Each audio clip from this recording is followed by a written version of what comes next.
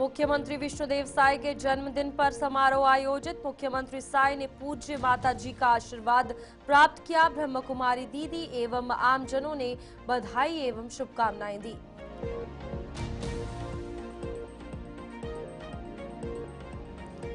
कांग्रेस और भारतीय जनता पार्टी चुनाव को लेकर आमने सामने, दोनों ही पार्टी ज्यादा सीटें जीतने का दावा कर रही। रायपुर संभाग प्रभारी सौरभ सिंह ने की प्रेस ब्रीफिंग।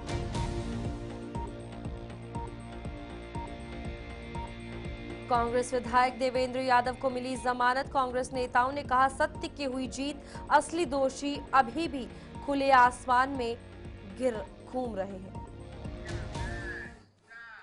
खबर छत्तीसगढ़ में आप सभी का स्वागत है। मैं हूं आपके साथ रूपाली शर्मा। तो चलिए बुलेटिन की शुरुआत करते हैं। छत्तीसगढ़ के मुख्यमंत्री विष्णुदेव साय के जन्मदिन पर उनके निवास पर बड़े पैमाने पर समारोह आयोजित किया गया। इस अवसर पर प्रदेश संगठन महामंत्री पवन साय, विधायकगण, वरिष्ठ नेताओं और ब्रह्म कुमारी दीदी एवं आमजनों ने मिलकर अपनी बधाई एवं शुभकामनाएं उन्हें दी। मुख्यमंत्री विष्णुदेव साय ने अपने गृहग्राम बगिया में सप्तनिक पूज्य माता जी का आशीर्वाद प्राप्त किया और यहां पर इस अवसर पर उनकी माता की तुलना तुलसी और बरगद की छाया से की गई, जो कि उनकी देखभाल और स्नेह को दर्शाती है।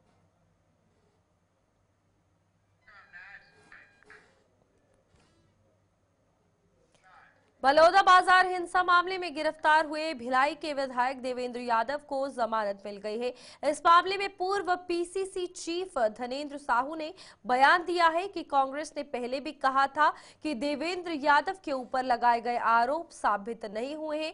धनेंद्र साहू ने कहा कि पंचायत चुनाव में भारतीय जनता पार्टी की जीत को लेकर ये कहना गलत है कि ये पार्टी की जीत है। उन्होंने कहा कि पंचायत चुनाव दलीय आधार पर नहीं लड़े जाते हैं और न ही किसी पार्टी का चुनाव चिन्ह दिया जाता है। उन्होंने आरोप लगाया है कि भारतीय जनता पार्टी निष्पक्ष रूप से जीते हुए जनप्रतिनिधियों को भी अपने पक्ष में करने की कोशिश कर रही है। पहले भी देवेंद्र यादव की गिरफ्तारी को लेकर के कांग्रेस ने नहीं कहा था कि उसके ऊपर कोई भी आरोप जो है साबित नहीं हुए हैं और इस परिस्थितियों में एक चुने हुए जनप्रतिनिधि को ईडी के द्वारा जेल में डाल दिया जाना ये उचित नहीं है।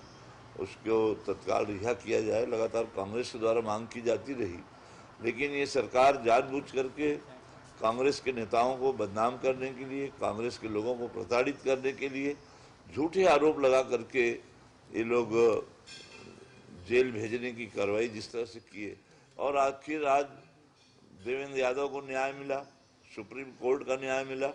जो जीते हुए जनप्रतिनिधि हैं, जो निष्पक्ष रूप से जीत के आए हैं, किसी पार्टी के आधार पर भी नहीं, ऐसे लोगों को भी वो उसका सरकारीकरण करने में, पार्टीकरण करने में लोग लगे हुए हैं।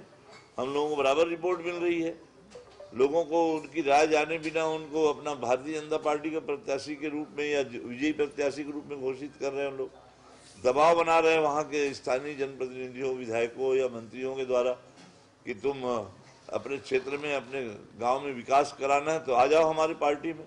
इस तरह से डरा धमका करके, दबाव बना करके उनको जबरदस्ती जो है अपनी पार्टी का सदस्य बता रहे हैं। छत्तीसगढ़ में नगरीय निकाय चुनाव के बाद त्रिस्तरीय पंचायत चुनाव को लेकर 2 चरण में मतदान हो चुके हैं। वहीं एक चरण का मतदान अभी भी बाकी है। प्रदेश में कांग्रेस और भाजपा इस चुनाव को लेकर आमने सामने है और दोनों ही पार्टी ज्यादा से ज्यादा सीटें जीतने का दावा कर रही है। इसी कड़ी में आज राजधानी रायपुर स्थित जिला भाजपा कार्यालय एकात्मक परिसर में प्रेस वार्ता का आयोजन किया गया। इस दौरान भाजपा पंचायत चुनाव संयोजक व रायपुर संभाग प्रभारी सौरभ सिंह ने प्रेस ब्रीफिंग की। इस दौरान उन्होंने पंचायत चुनाव में जीत को लेकर कहा कि नगरीय चुनाव को लेकर पंचायत चुनाव में भी सर्वाधिक सीटें जो है वो जीती है। 16 क्षेत्र कांग्रेस दावा करती थी कि बैलेट पेपर में अगर वोटिंग होगी तो हमारी बहुमत आएगी, तो बैलेट पेपर की वोटिंग में ही वो पीछे चल रहे हैं। कांग्रेस के नेताओं को पता नहीं है ये क्या हो रहा है, वो बता नहीं सकते ये फिगर्स क्या हैं करके। और पाटन में माननीय भूपेश बघेल जी के क्षेत्र में कल 4 की 3 जिला पंचायत क्षेत्र भारतीय जनता पार्टी का अधिकृत उम्मीदवार जीता है। नगरीय निकाय में वो साफ हो गए, यहाँ साफ हो गए। नेता प्रतिपक्ष जी के क्षेत्र का भी यही हाल है। जितने उनके नेता हैं, उनके नेताओं का क्षेत्र का हाल है। कांग्रेस कहाँ चली गई ये समझ में नहीं आ रहा है। पर हमारे जो जमीनी स्तर के कार्यकर्ता जीत के आ रहे हैं, ये कांग्रेस के लिए आने वाले समय में कांग्रेस यहाँ से जमीन के स्तर पर अब समाप्त हो गई। ग्रामीण स्तर पर, नीचे के स्तर पर, पंच सरपंच के स्तर पर पूरे हमारे कार्यकर्ता जीत रहे हैं। कांग्रेस का कैडर, कांग्रेस के सिस्टम, कांग्रेस के सारे नेता, वो सारे या तो घर में बैठ गए हैं, चाहे हतोत्साहित हो गए हैं, और वो कोई भी तरह से काम करने के लिए राजी नहीं है, क्योंकि उनको पता है कि जनता भारतीय जनता पार्टी के साथ है। कांग्रेस विधायक देवेंद्र यादव को सुप्रीम कोर्ट से जमानत मिल गई है। बलौदाबाजार अग्निकांड के बाद उनकी गिरफ्तारी हुई थी। कांग्रेस नेताओं ने यह कहा है कि सत्य की जीत होती है। सत्य परेशान हो सकता है मगर पराजित नहीं हो सकता। पूर्व मुख्यमंत्री भूपेश बघेल ने इस पर सवाल उठाए हैं कि असली दोषी अभी भी खुले आसमान में घूम रहा है। सुप्रीम कोर्ट से ये सीधी सीधी बात है, सरकार के हठधर्मिता और उसके जो घमंड है उसके कारण से गिरफ्तारी हुई थी। प्रशासन में है तो कुछ भी कर सकते हैं, ये जो उनकी सोच है इसके कारण से ये गिरफ्तारी हुई थी। आज माननीय उच्चतम न्यायालय ने उन्हें बेल दी है और मैं समझता हूँ कि आने वाले समय में जब भी ट्रायल होगा वो बाइज्जत बरी होंगे, क्योंकि ये षड्यंत्र हुआ था जैद खान को काटने का। समाज के लोगों ने सीबीआई जांच की मांग की, जो आज तक के नहीं किया। वो अपराधी आज तक के पकड़े नहीं गए, बल्कि ये सरकार के निकम्मेपन के कारण से बलौदाबाजार के कलेक्ट्रेट और एसपी कार्यालय जले, गाड़ियां वाहन जले। इसके लिए कोई दोषी है तो विष्णु देसाई की सरकार है, गृह मंत्री भी इसके जिम्मेदार हैं। और अपनी नाकामी को छुपाने के लिए ये हमारे करीब 186 लोगों की गिरफ्तारी उन्होंने की है और 43 लोग तो पहले छूट गए थे। आज विधायक देवेंद्र यादव के भी को बेल मिली है। तो ये सरकार जो कई महीने तक के जो बंद करके रखे हैं, जो उनको अधिकार मिला उसका दुरुपयोग ये सरकार कर रही है।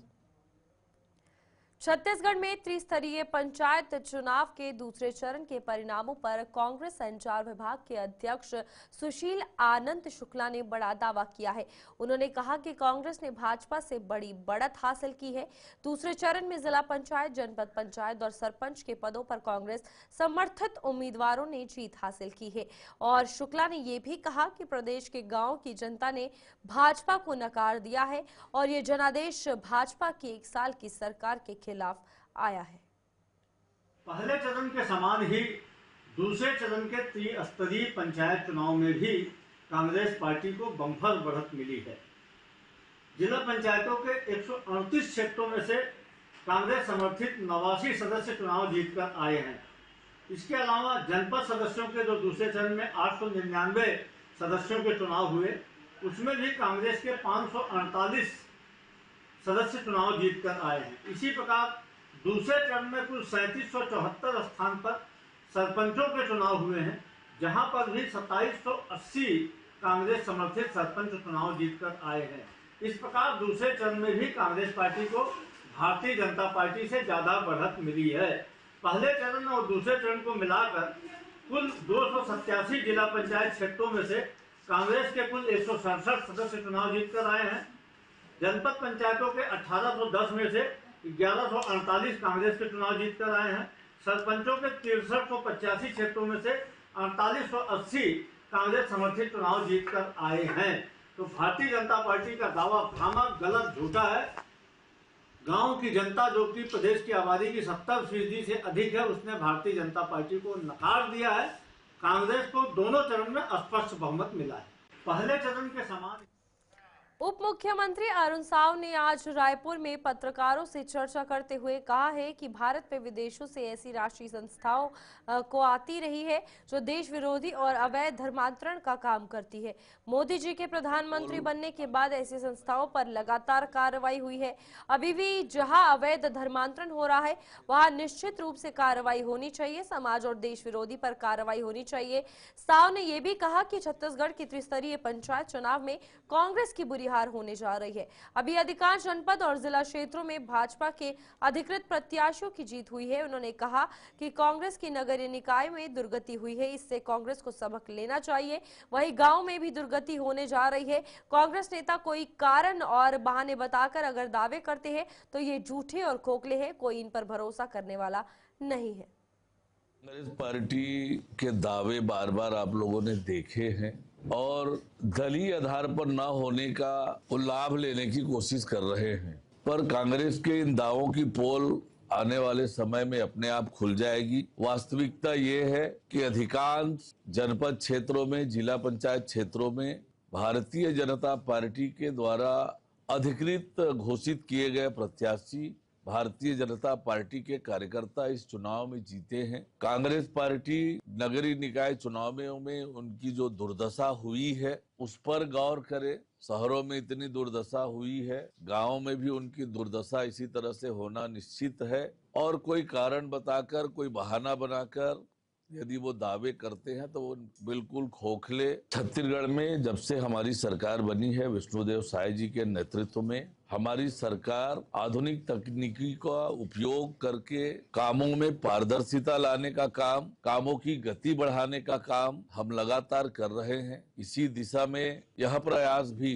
हो रहा है कि सब लोगों को त्वरित सुविधा मिले, कम समय लगे, इसको लेकर ये लगातार कार्रवाई जारी है। इसी दिशा में किसानों के लिए भी ये काम हो रहा है। बार बार ये तथ्य आते रहे हैं देश के सामने कि विदेशों से राशि अनेक ऐसी संस्थाओं को आती है जो धर्मांतरण से संबंधित काम करती है, देश विरोधी काम करती है। ऐसी संस्थाओं की उन पर लगातार कार्यवाहियां हुई भी है देश में प्रधानमंत्री माननीय नरेंद्र मोदी जी के बनने के बाद। और अभी भी जहां कहीं भी होगा निश्चित रूप से उस पर कार्यवाही करनी चाहिए, रोक लगे, ये आवश्यक है। देखिए, ऐसी जो कार्यवाही जो समाज विरोधी है, देश विरोधी है, उन पर कार्यवाही निश्चित रूप से होनी चाहिए और हो रही है और होगी। बिलासपुर में यातायात पुलिस ने दोपहिया वाहन चालकों के खिलाफ सख्त कार्रवाई की है। पुलिस अधीक्षक रजनीश सिंह और अतिरिक्त पुलिस अधीक्षक रामगोपाल करियारी के निर्देश पर यह अभियान चलाया गया है। पुलिस ने उन वाहन चालकों के खिलाफ कार्रवाई की है जिन वाहन चालकों ने नंबर प्लेट में नंबरों से छेड़छाड़ की थी या सही नंबर को छुपाने के लिए स्टिकर चिपकाए थे, उन्हें भी पुलिस ने पकड़ा है। इस अभियान में पुलिस ने वाहन चालकों के खिलाफ चालानी कार्रवाई की है और उन्हें नियमानुसार नंबर प्लेट सही करवाने के लिए कहा गया है। इसके अलावा पुलिस ने नंबर प्लेट लिखने वाले वेंडरों को भी निर्देश दिए हैं कि वे नियमानुसार विधिमान्य तरीके से ही वाहनों में नंबर प्लेट लगाएं।